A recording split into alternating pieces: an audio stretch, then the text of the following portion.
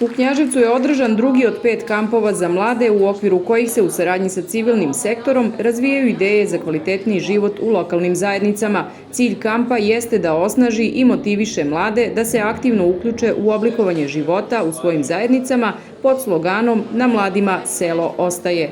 Pre svega, tokom ovog kampa mi smo unapredili naš timski duh, timski rad, zato što smo ovde okruženi mladima i vrši se vršnjačka edukacija na kojoj ističemo nova prijateljstva, nova poznanstva i nadamo se da ostaju za ceo život.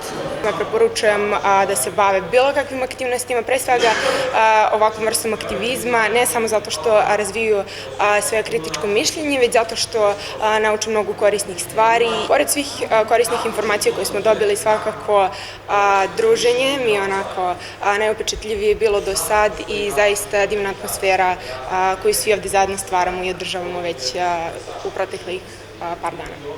Kampovi se realizuju kroz projekat Perspektive za mlade u ruralnim sredinama u Srbiji koju sprovodi GIZ u partnerstvu sa Ministarstvom omladine i sporta Republike Srbije.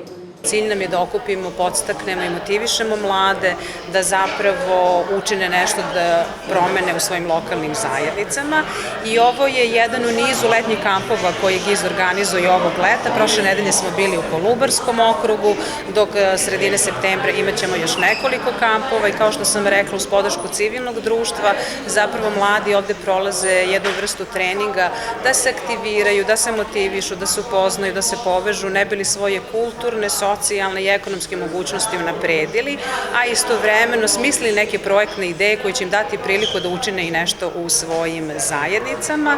I ovaj projekat koji implementira GIZ, znači želi da da mogućnost mladima, da mladi nešto urade za mlade, tako da ovde projektne ideje koje mladi osmisle, moći će i neki drugi mladi da učestvuju u njihovoj implementaciji.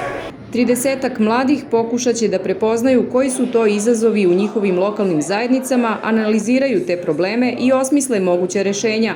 Radi se o malim projektnim idejama koje će GIZ i finansijski podržati.